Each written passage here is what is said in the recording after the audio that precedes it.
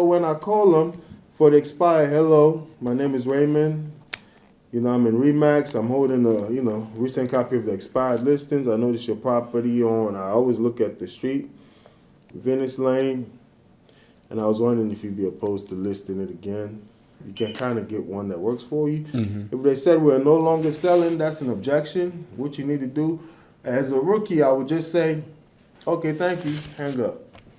No, when you're getting better, objection handler, they're just trying to get you out of their face. And you got to understand them as well. A lot of people are calling them, so they're tired of hearing calls.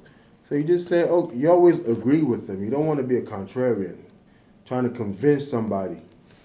You don't want to do that. Okay. That's the old way of doing things, where people just target and, they drive the sale. You don't want to come across. It's like you going like a used car salesman. You understand? Mm-hmm. Or a snake oil. You don't want to be that. You just agree with them. When they say, oh, we're no longer selling, you say, I totally understand, I totally understand. I was just curious why to change your mind. Some of them might hang the phone up on you immediately. Like, I just told you I'm not selling. Why are you asking me? But some of them will answer you. And say, we rented it out. Then you kind of know where they are. Mm-hmm. Okay. So all you're trying to do is get information. So why to change your mind? They tell you why to change your mind. Oh, my last agent didn't do this. Then you know it's an agent problem. You can't solve a problem if you don't know what the cause is. Okay. You understand? So that's why when they tell me we're not ready to sell, I got an objection handler. Like, I understand you agree with them. And the way you ask the questions is like, is that something you'd be opposed to? You don't want to ask a question where they give you a no. Are you trying to list it anymore? No. And then you lost it. Okay, so we keep going. Why to change your mind if you don't mind me asking? So they tell you why to change your mind. And you say, got it, this is just, all these are asking questions because you can't solve a problem if you don't know what the problem is. You understand? Yep. You are here to provide a service and solve a problem. So you say, got it. Curious, when your previous agent was updating you, what did they say kept the home from selling? So they can't tell you, like this last lady, she told me, oh, the agent didn't market it good enough. Somebody told me, I don't think the agent was experienced enough. Somebody told me, the government shut down. So you know what it is. Mm-hmm. So and now, are you putting this in your notes with the client? Okay. As soon as I get off the phone, in my mind, it's in my head. I may be jotting it down, but it's in my mind. As soon as we get off the phone, it's fresh in mind. I don't rush to go to the next call. I take my time. You got to be diligent. Put good notes in. Because I talk to so many people. It's impossible to remember everything. I make sure my notes are very, very detailed. Okay. Like, okay, this is, like I got a guy there. He's going to New York and he'll be back next week. And he might be open to meeting with me on Thursday, Friday, or Saturday.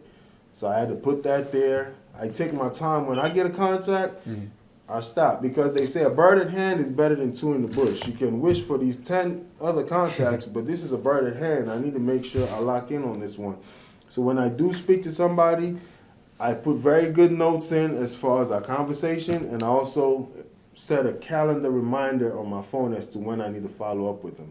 Okay. Because you don't trust your mind. What I started doing when I first started calling is I would write it down. Then the date goes by, I check my phone. Man, I was supposed to have called this person. Next thing you know, you see the house on the market.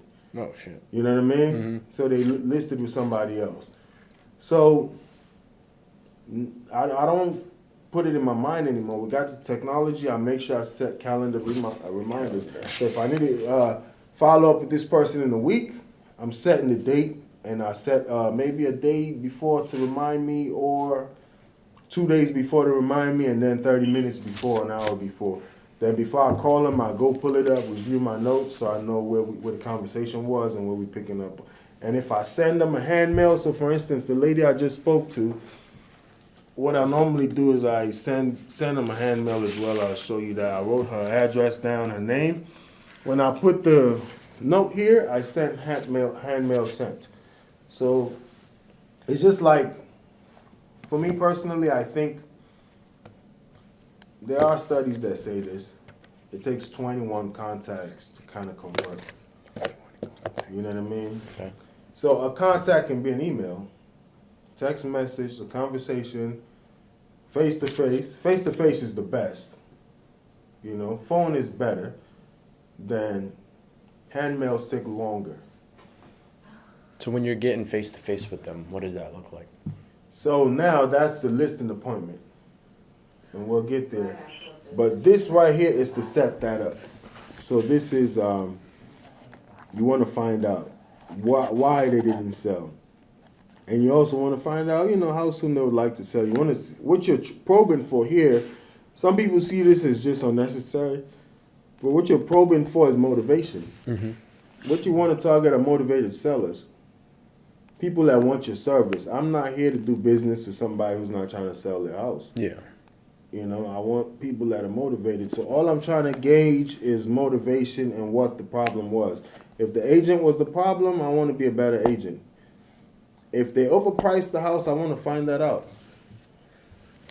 And I can still take the listing, but I want to take it letting them know, hey, I think it's overpriced. If it doesn't sell or we don't get any traction within the next week or two, are you opposed to like revisiting pricing? Because you give them your opinion, but it's their house. They still are going to make the decision. But at least you go into it with letting them know, hey, I think this is overpriced. If we don't get any showings in the next month or week, not even a month, a couple of weeks, let's revisit pricing.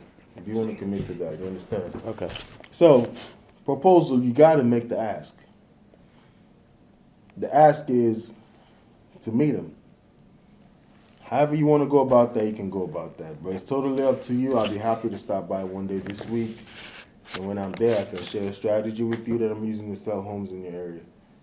You got to make the ask. Yeah. And if they say yes, no, whatever, at least you asked. And if they say no, you got the follow-up. This is key. You got to throw in the follow-up before you get off the phone. When next am I going to talk to you? You understand?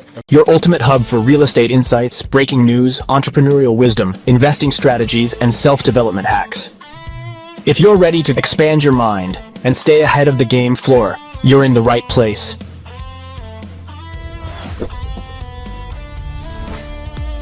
Subscribe now. Your future self will thank you.